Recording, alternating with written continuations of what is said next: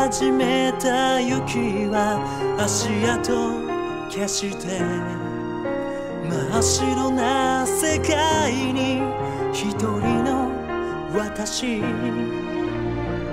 風が心にささやくの、このままじゃダメなんだと戸惑い傷つき、誰にも打ち明けずに悩んでた、それももうやめよう。ありのままの姿見せるのよ。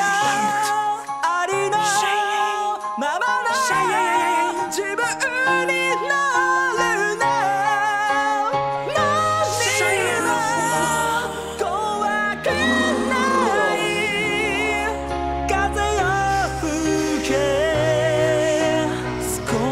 寒くないわ。悩んでたことが嘘みたいね。だってもう自由よ、何でもできる。どこまでやれるか、自分を試したいの。そうよ、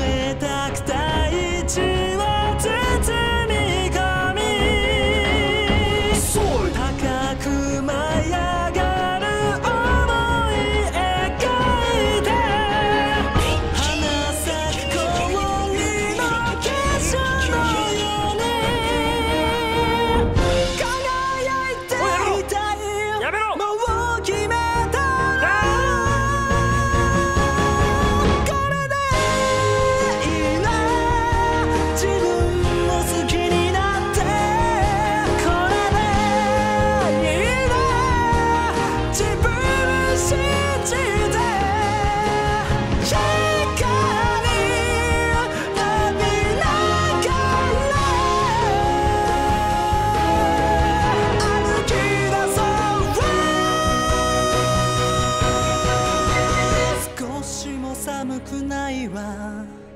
パタン。